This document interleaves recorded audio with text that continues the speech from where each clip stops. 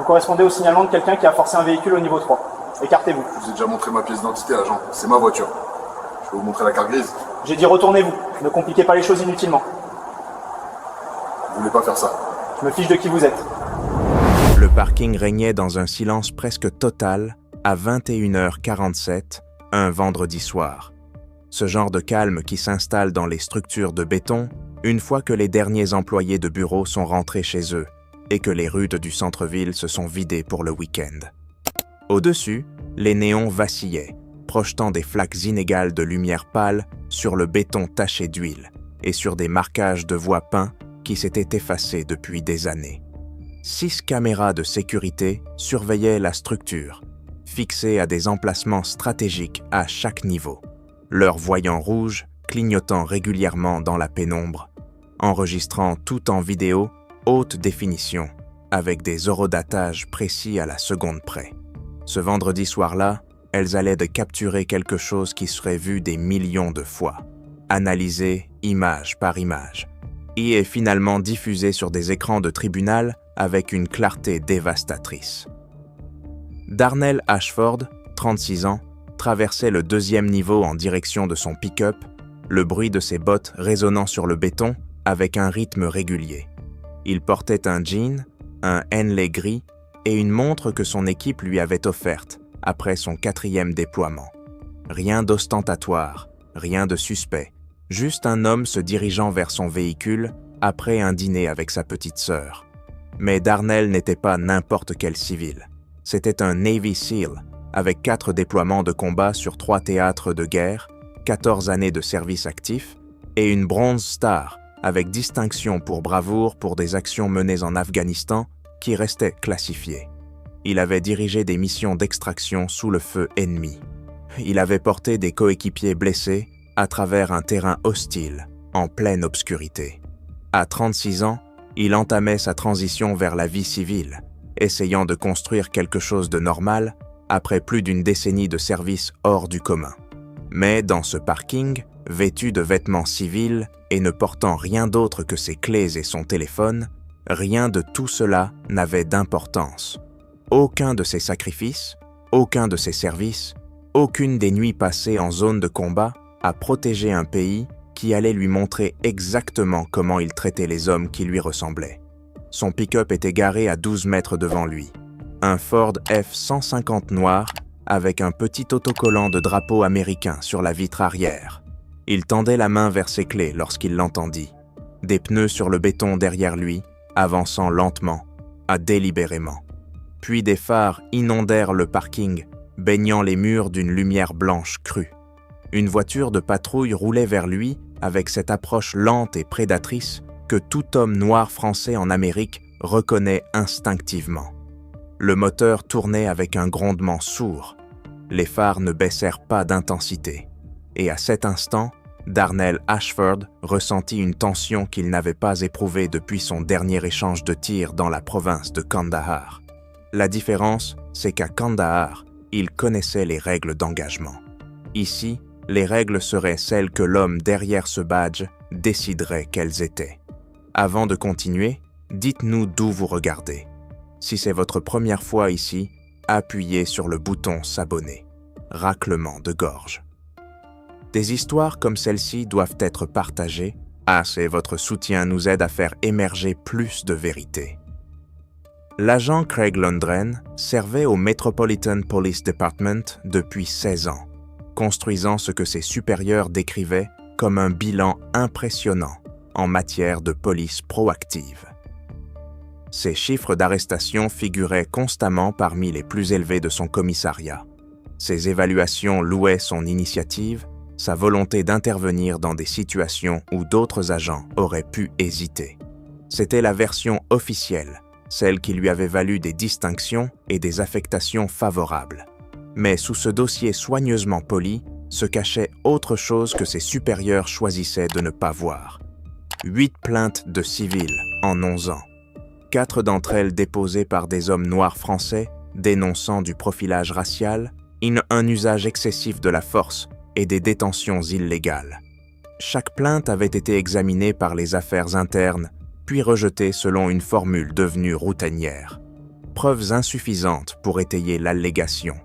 Version de l'agent conforme à la politique du département. Aucun témoin indépendant pour corroborer la version du plaignant. Lundgren connaissait le système. Il savait que des plaintes sans vidéo mouraient presque toujours dans le processus des affaires internes.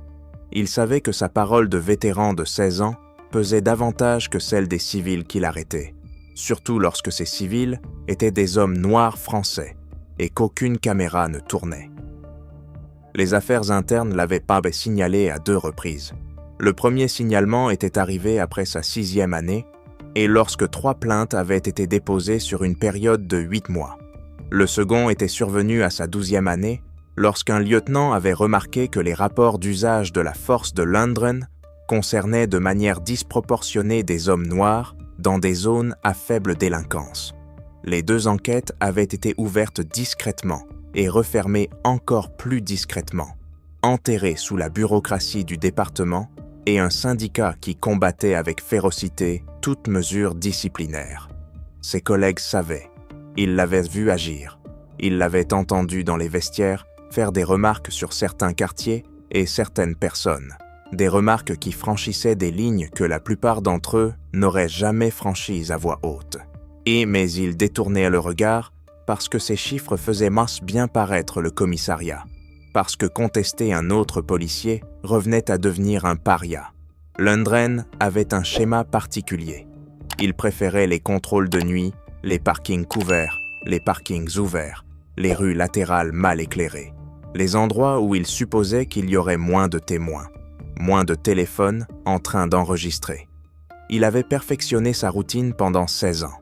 Approcher agressivement, établir immédiatement sa domination, faire monter la situation au moindre signe qu'il pouvait interpréter comme de la résistance, puis rédiger un rapport peignant le portrait d'un suspect dangereux et d'un policier courageux accomplissant son devoir.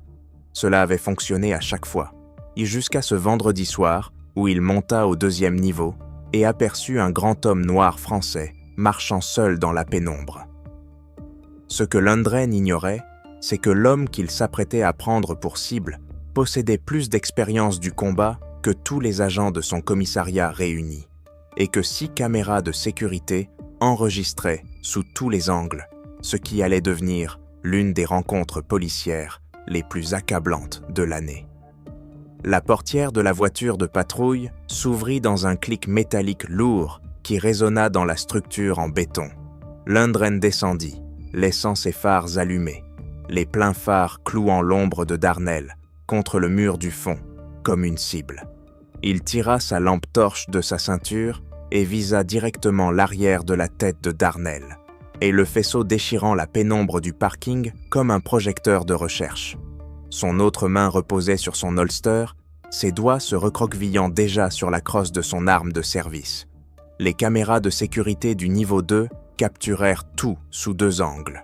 L'une, fixée au plafond près de l'escalier, montrait la distance complète entre les 2 hommes.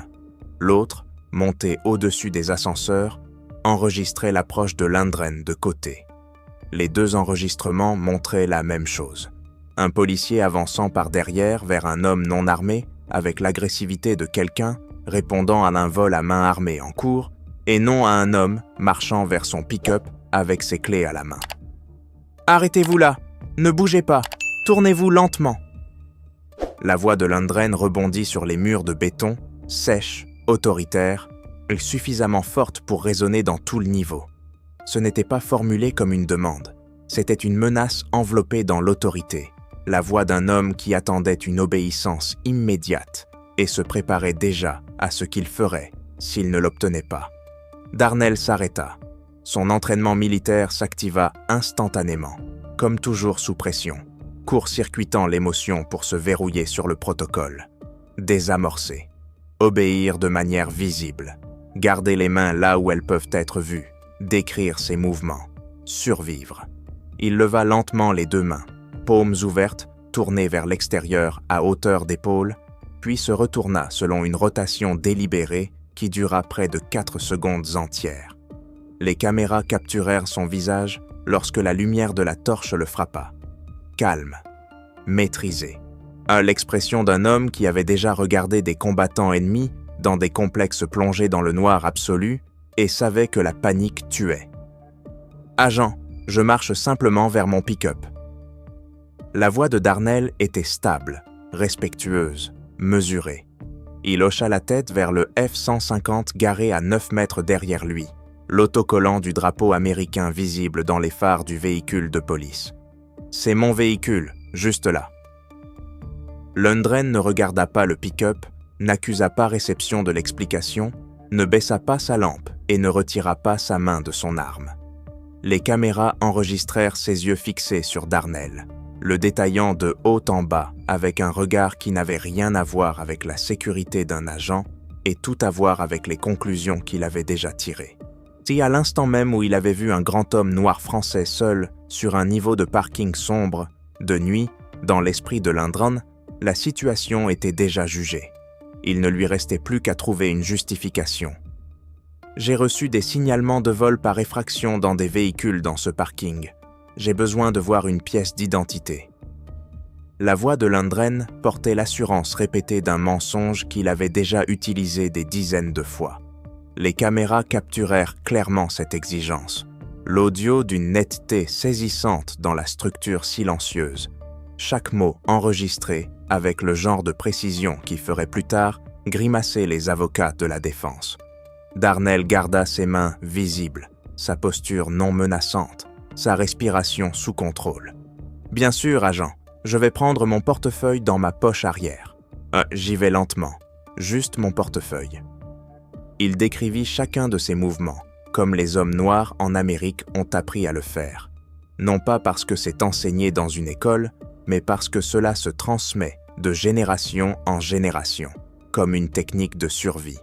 Par les histoires de contrôle routier devenues mortelles, par les vidéos partagées comme des avertissements, par cette compréhension tacite que soit vos mains sont visibles, soit elles deviennent une condamnation à mort. Sa main droite se dirigea vers sa poche arrière dans un ralenti exagéré, doigts écartés, paume ouverte, chaque centimètre de mouvement délibéré et annoncé. La caméra au plafond capturait l'ensemble de la scène. Un homme se déplaçant avec la précision prudente de quelqu'un désamorçant une bombe, y faisant absolument tout ce qu'il pouvait pour paraître non menaçant face à un policier qui avait déjà décidé qu'il était une menace.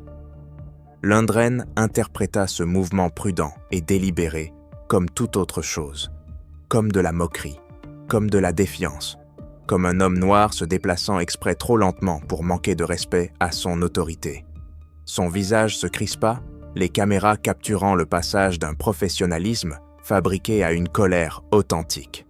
Il réduisit la distance en 2 pas rapides, balaya la main de Darnell d'un geste violent et envoya le portefeuille voler avant même qu'il ait pu l'ouvrir. Le portefeuille glissa sur le béton, tourna sur lui-même et termina sa course sous une berline garée. Puis Lundgren attrapa Darnell par l'avant de son t-shirt avec les 2 mains et le projeta vers l'arrière avec toute la force de son poids.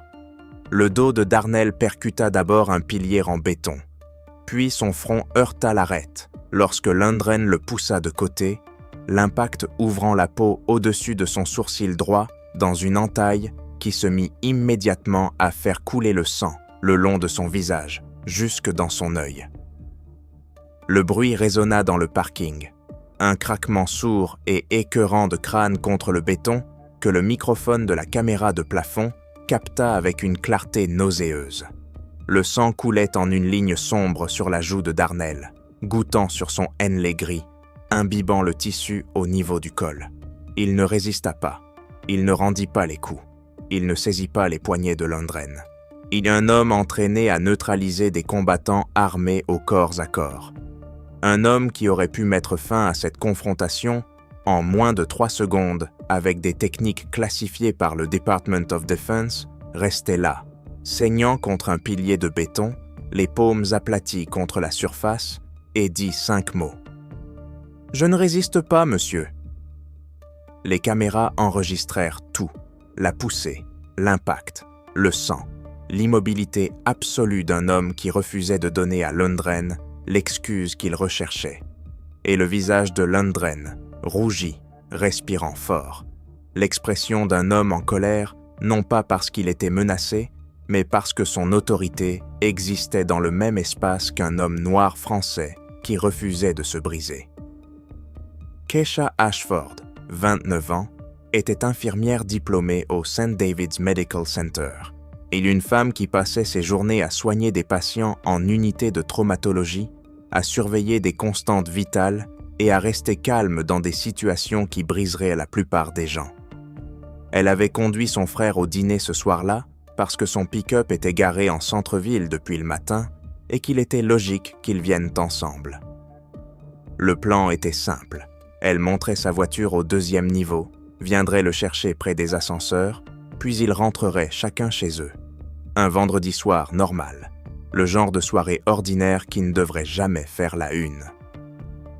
Elle prit la rampe du 2e niveau à 21h52 et vit immédiatement les lumières clignotantes, bleues et rouges stroboscopiques contre les murs de béton, se reflétant sur les pare-brises des voitures garées et remplissant le niveau de cette lumière d'urgence que son instinct d'infirmière associait aux situations critiques.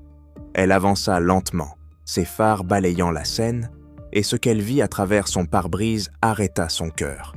Son frère saignait d'une entaille au-dessus de l'œil droit, le visage écrasé contre un pilier de béton.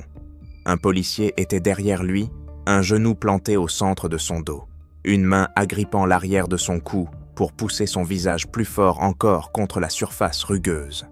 Keisha mit brutalement la voiture en position parking et était déjà dehors avant même que le moteur ne se coupe complètement. Son cri résonna dans la structure, brute, viscérale, le son d'une femme regardant quelqu'un qu'elle aime être brutalement maltraité. « Qu'est-ce que vous lui faites? C'est mon frère! Qu'est-ce qu'il a fait ?» Lundgren se retourna brusquement, le visage rougi, son expression passant de l'agressivité à l'irritation d'être interrompu. « Retournez dans votre voiture tout de suite. Si vous intervenez, je vous arrête aussi. » Sa voix était un grognement. Les caméras capturèrent chaque mot. La menace adressée à une femme de 29 ans dont le seul crime était d'être témoin de ce qu'il était en train de faire. Keisha ne retourna pas dans sa voiture. Ses mains tremblaient. Les larmes coulaient sur son visage. Mais elle sortit son téléphone, ouvrit l'application caméra et commença à filmer. Son entraînement d'infirmière lui avait appris à fonctionner à travers la panique, à continuer à agir quand tout en elle criait. Elle braqua l'objectif directement sur Lundgren et se mit à parler d'une voix tremblante mais continue. « C'est mon frère à terre. Il s'appelle Darnell Ashford. C'est un Navy SEAL. Il a servi ce pays pendant 14 ans. Il a une Bronze Star. Il marchait vers son pick-up. Il saigne de la tête. Cet agent est agenouillé sur son dos. Pourquoi vous faites signe ça? Pourquoi saigne-t-il? » « Rangez ce téléphone tout de suite », aboya Lundgren en la pointant du doigt, le visage tordu par la rage d'un homme qui comprenait, à un certain niveau, qu'on était en train de le documenter. « Éteignez ça ou vous allez en prison. » Elle ne l'éteignit pas. Elle resta sur place, à 4,50 m de son frère, enregistrant tout ce que les caméras du plafond ne pouvaient peut-être pas capter en détail. Le gros plan sur le sang coulant sur le visage de Darnell, la pression du genou de Lundgren sur sa colonne vertébrale. J'ai l'expression hargneuse d'un policier qui ne protégeait personne, mais punissait un homme parce qu'il existait au mauvais endroit avec la mauvaise couleur de peau. Ces images s'aligneraient les plus tard avec celles des caméras de sécurité pour créer un dossier complet. Angles multiples, au sol et en hauteur, de chaque seconde de ce que Craig Lundgren avait fait cette nuit-là. Lundgren arracha Darnell du pilier, puis le projeta face contre terre sur le sol du parking. La poitrine de Darnell heurta le béton avec un impact lourd, sa joue s'écrasant contre le bitume taché d'huile. L'entaille sur son front étala une traînée de sang sombre sur la surface, capturée en détail net par les caméras. Il ne résista pas, il ne se contracta pas, il ne tenta pas de se dégager. Il resta complètement à plat, les bras le long du corps, et paumes tournées vers le haut, n'offrant aucune résistance à un homme qui n'en avait pas besoin pour continuer. Lundgren attrapa le poignet droit de Darnell et le tordit derrière son dos dans un mouvement violent vers le haut que la caméra de plafond enregistra clairement. L'angle du bras allait bien au-delà de ce qu'aucune politique d'usage de la force n'aurait justifié sur un sujet obéissant. Puis, le poignet gauche fut arraché en arrière avec la même brutalité. Le clic métallique des menottes résonna dans toute la structure de béton. Le son, sec et définitif, rebondit contre les murs et le plafond comme un coup de feu. Le téléphone de Keisha captura l'audio avec netteté. Le cliquetis des menottes se resserrant, puis se resserrant encore, Lundgren les serrant jusqu'à ce que le métal entame la peau. Et puis il planta son genou au centre de la colonne de Darnell et appuya de tout son poids vers le bas. La poitrine de Darnell fut comprimée contre le béton. Sa respiration changea immédiatement, courte et difficile. Chaque inspiration devenait une lutte contre 95 kilos de pression, concentrée sur son dos. La caméra de plafond captura son visage tourné de côté sur le sol, le sang coulant toujours de l'entaille, sa bouche ouverte, essayant d'attirer de l'air dans des poumons incapables de se déployer complètement. « Je n'arrive pas à respirer correctement. » Les mots sortirent tendus, à peine au-dessus d'un murmure. Mais le téléphone de Keisha était assez proche pour les capter avec une clarté dévastatrice. Des mots qui portaient un poids que tout le pays comprenait. Et des mots devenus le symbole de tout ce qui était brisé dans la relation entre les forces de l'ordre et ceux qu'elles prétendaient servir. La réponse de Lundgren fut captée par chaque appareil d'enregistrement présent dans ce parking. « Si vous pouvez parler, vous pouvez respirer. Arrêtez votre cinéma. » Le sarcasme dans sa voix ne faisait aucun doute. Le mépris dans sa voix n'était même pas dissimulé. Il commença à fouiller Darnell agressivement, ses mains fouillant ses poches avec la négligence d'un homme vidant des déchets. Il sortit les objets et les jeta un à un sur le béton taché d'huile. Des clés de voiture glissant sur le sol. Un téléphone dont l'écran se fissura en touchant le béton. Puis, quelque chose de plus petit, de plus lourd. Une challenge coin militaire du SEAL Team 4. Le médaillon de bronze que les militaires portent comme symbole de l'identité d'unité, de fraternité et de sacrifice. Il heurta le béton avec un son métallique distinct et roula lentement avant de s'immobiliser à plat, le trident des SEALs attrapant la lumière fluorescente. Lundgren ne le regarda pas, n'enregistra pas ce que cela signifiait. Puis une carte médicale du Department of Veterans Affairs.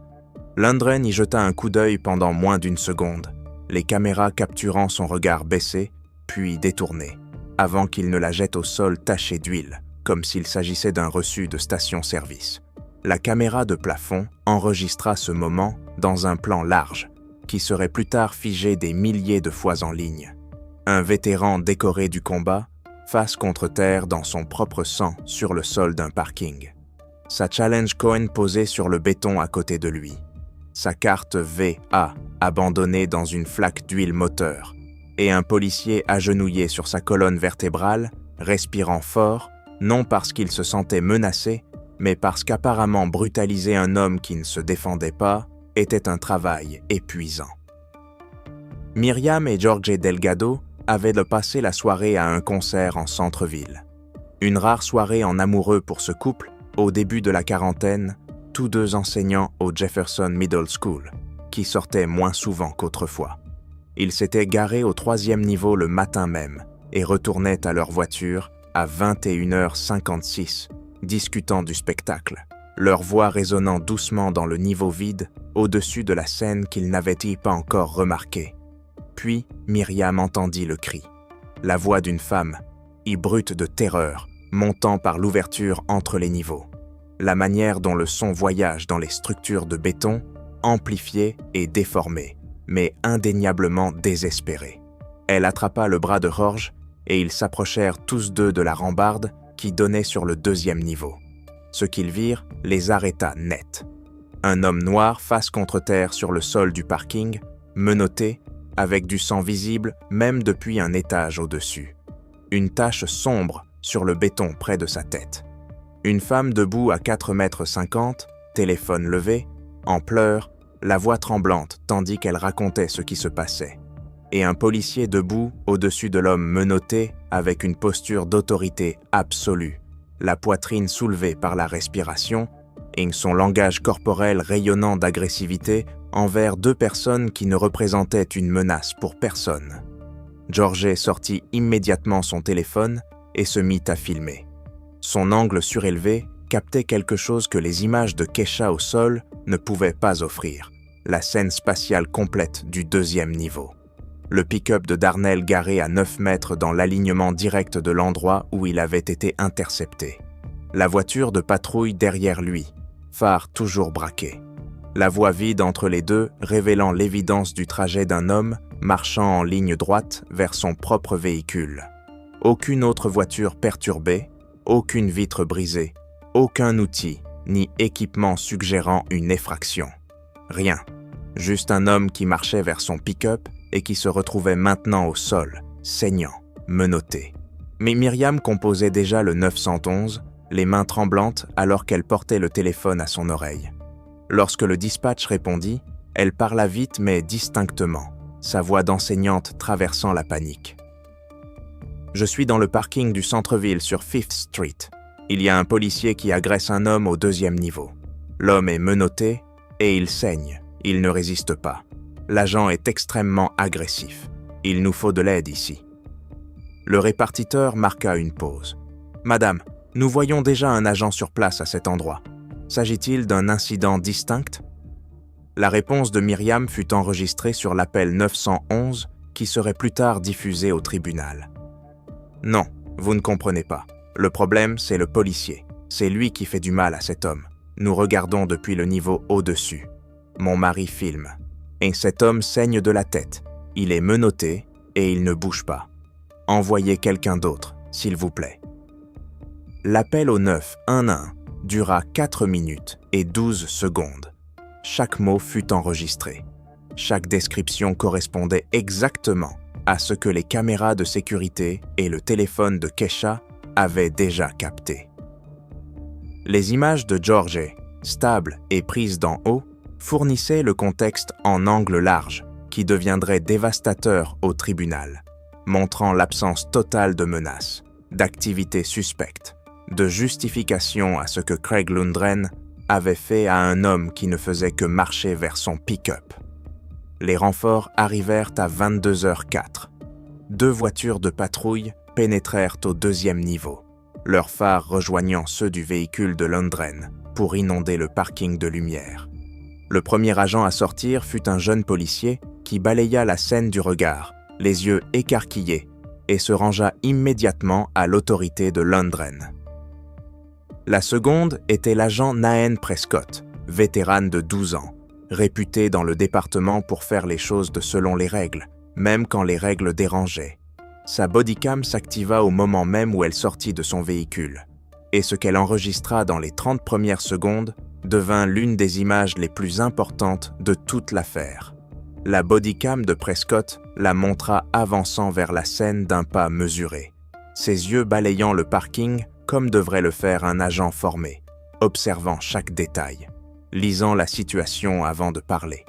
Ce qu'elle vit, c'était un homme noir face contre terre sur le béton, menotté, du sang accumulé sous son front, immobile, obéissant, genre respirant de manière superficielle et laborieuse. Une jeune femme à 4,50 m tenant un téléphone, des larmes coulant sur son visage, continuant de filmer. Et Lundgren, debout au-dessus de l'homme menotté, respirant fort, le front en sueur, les articulations de sa main droite éraflées jusqu'au sang. Ces articulations racontaient déjà une histoire à elles seules. Prescott s'approcha de Lundgren et posa la question que sa bodycam enregistra avec une clarté parfaite. « Qu'est-ce qui s'est passé ici, Craig ?» La réponse de Lundgren fut immédiate, répétée, livrée avec l'assurance d'un homme qui s'était frayé un chemin à travers les rapports d'incidents pendant 16 ans. Le sujet avait un comportement suspect près des véhicules sur ce niveau. Possible lien avec les effractions qu'on reçoit. « Ah, je me suis approché et il est devenu combatif. J'ai dû utiliser la force pour obtenir sa conformité. » La caméra de Prescott la montra regarder Lundgren, puis Darnell, immobile au sol, mains menottées derrière le dos, paumes ouvertes, sang coulant d'une entaille manifestement causée par un impact avec le pilier en béton, situé à 1,20 m, la trace de sang visible à sa surface dans les phares, puis revenir sur Lundgren, ses jointures écorchées, sa respiration lourde, la posture d'un homme qui avait exercé une force importante contre quelqu'un qui ne montrait absolument aucun signe de s'être battu. Son expression disait tout ce que sa bouche ne disait pas. La caméra l'enregistra clairement. Elle ne croyait pas un seul mot de ce qu'il disait. Elle prit immédiatement sa radio. « Dispatch, j'ai besoin des secours médicaux au parking du centre-ville, 2e niveau. J'ai un sujet en garde à vue avec une lacération à la tête et une possible détresse respiratoire. Demande d'intervention des paramédics. » Les paramédics arrivèrent 8 minutes plus tard. Ils traitèrent Darnell sur le sol du parking alors qu'il restait menotté parce que Lundgren refusa de les retirer malgré la demande de Prescott. La plaie au-dessus de son sourcil droit nécessita 7 points de suture. Son épaule droite était partiellement luxée à cause de la manière dont il avait été menotté, l'articulation déjà gonflée et couverte d'ecchymose. Il avait 2 côtes contusionnées du côté gauche à cause de la pression prolongée du genou de Lundgren sur sa colonne. Tout cela fut documenté par les paramédics dans leur rapport médical, décapté par la bodycam de Prescott qui observait la scène avec une expression de dégoût à peine dissimulée, et photographié par Kesha qui n'avait pas cessé d'enregistrer une seule seconde depuis qu'elle était sortie de sa voiture. La batterie de son téléphone était descendue à 11%. Ses mains n'avaient pas cessé de trembler. Mais elle continua de pointer cette caméra vers son frère et vers l'homme qui l'avait brutalement agressé parce qu'elle comprenait quelque chose de fondamental. Les images étaient la seule chose qui se dressait entre la vérité et l'histoire que Craig Lundgren allait raconter. Kesha Ashford appela la société de gestion du parking à 23h23. Cette même nuit, moins de 90 minutes après que les paramédics eurent recousu le front de son frère sur le sol en béton. Sa voix était rauque d'avoir pleuré, mais ferme avec la détermination d'une femme qui comprenait que les preuves disparaissent lorsqu'elles deviennent gênantes pour ceux qui sont responsables. Elle s'identifia, décrivit ce qui s'était passé et formula une seule demande.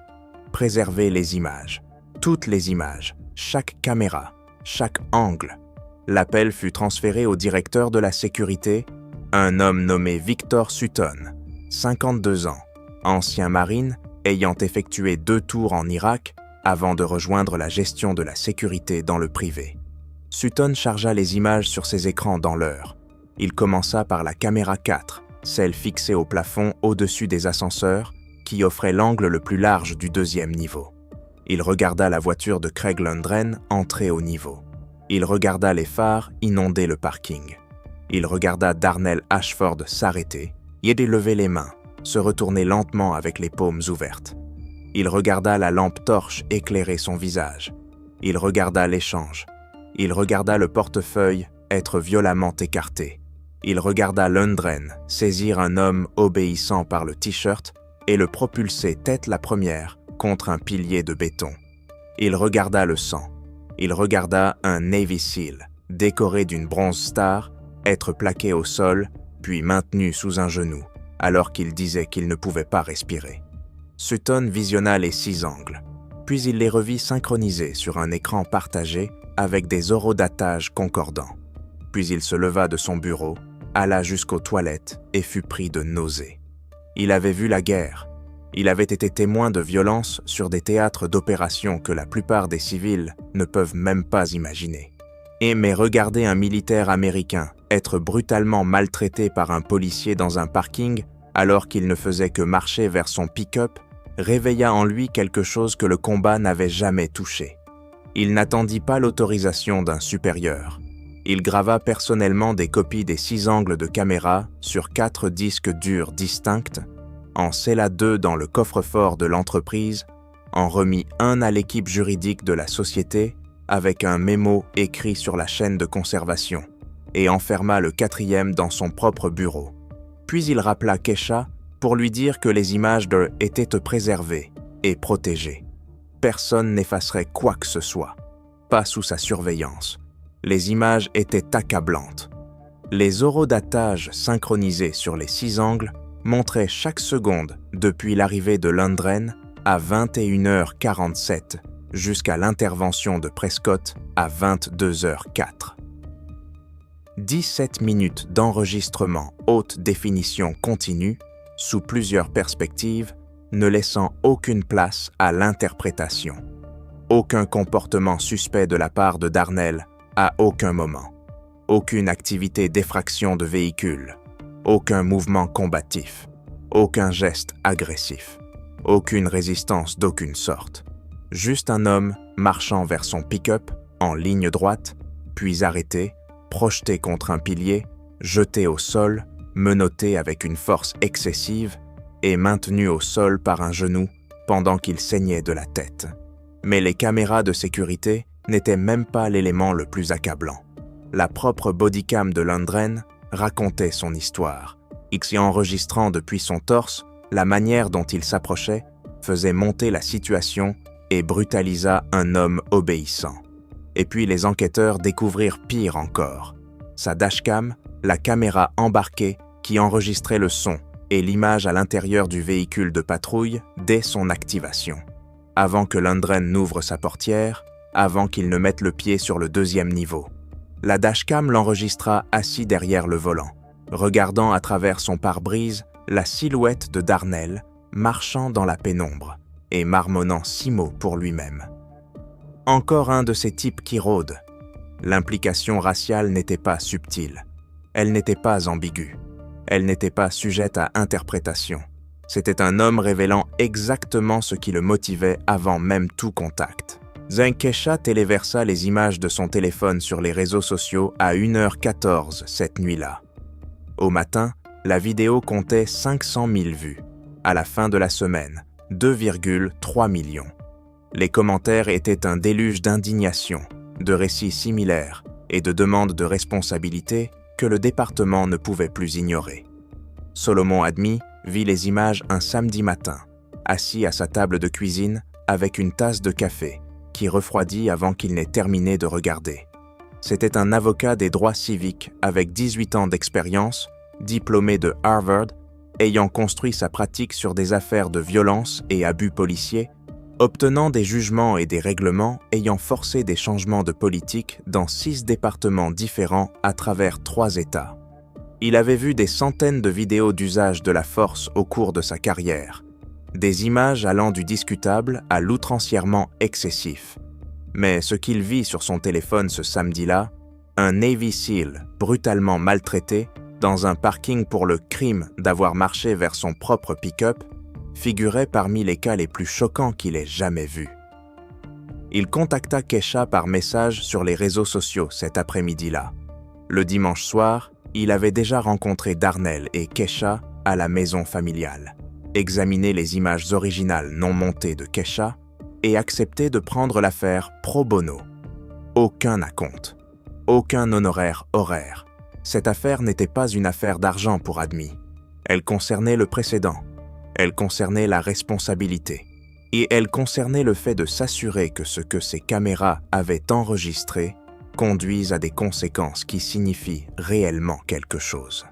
Il déposa simultanément, le lundi matin, une plainte fédérale pour violation des droits civiques auprès du bureau du procureur des États-Unis et un signalement pénal directement à la division des droits civiques du FBI.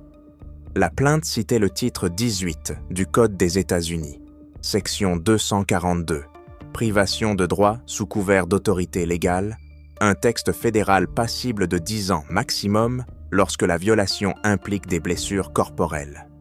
Le dépôt incluait les images de Kesha, l'enregistrement du 911 de Myriam Delgado et une demande formelle de conservation et de remise de toutes les images du parking ainsi que de tous les enregistrements du département de police, y compris bodycams et dashcams.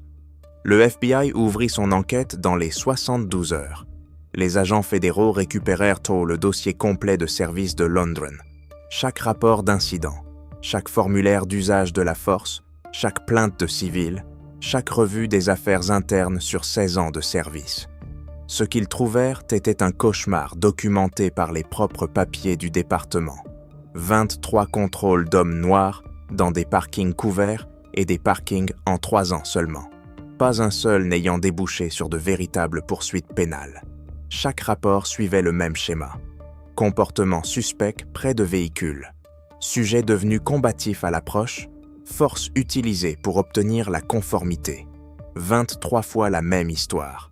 23 hommes noirs arrêtés, détenus, fouillés, et humiliés et relâchés sans poursuite parce qu'il n'y avait jamais eu de crime à leur imputer. Les 8 plaintes civiles antérieures prirent un tout autre poids sous le regard fédéral. Chacune décrivait le même schéma d'escalade. Chacune avait été rejetée par les affaires internes avec un langage stéréotypé, identique. Chacune représentait un moment où le département avait eu l'occasion d'arrêter Lundgren et avait choisi de ne pas le faire. Des collègues commencèrent à coopérer anonymement, parlant aux enquêteurs fédéraux sous garantie de confidentialité, décrivant le comportement de Lundgren comme un secret de polichinelle dans le commissariat. Tout le monde savait. Tout le monde l'avait vu ou en avait entendu parler. Personne n'avait fait de signalement officiel parce que la culture du département faisait comprendre que les agents qui rompaient les rangs subissaient des conséquences bien plus graves que ceux qui enfreignaient la loi. Le syndicat de police déploya sa défense habituelle. Lundgren était un agent décoré, agissant dans le cadre de ses fonctions. Le contrôle était justifié par des signalements d'effraction dans des véhicules. L'usage de la force était proportionné à la menace perçue. Mais les images étaient trop accablantes pour la routine habituelle. Le seul audio de la dashcam, encore un de ces types qui rôdent, détruisait tout argument selon lequel le contrôle aurait été motivé par autre chose que la race. Le chef de la police est confronté à une couverture médiatique nationale qui ne montrait aucun signe d'essoufflement et à une pression publique qui s'intensifiait à chaque nouveau cycle d'information, suspendit Craig Lundgren sans solde 9 jours après les faits. C'était la première sanction significative de toute sa carrière de 16 ans. Et ce n'était qu'un début. L'acte d'accusation fédéral tomba 4 mois après l'incident. 2 chefs de privation de droit sous couvert d'autorité légale au titre du 18 USC, section 242. Un chef d'agression sous couvert d'autorité. Craig Lundgren fut arrêté à son domicile par des agents du FBI qui lui passèrent sûrement le même type de menottes qu'il avait utilisé sur des dizaines d'hommes dont le seul tort était d'être noirs en sa présence. Le procès dura 3 semaines. L'accusation ouvrit avec les images. Les 6 angles des caméras du parking furent diffusés simultanément sur un immense écran partagé, synchronisé à la seconde près.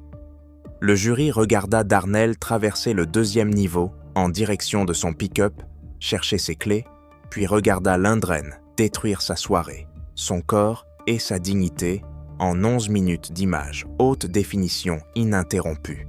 Le portefeuille balayé, le crâne projeté contre le béton, le sang, le genou sur la colonne.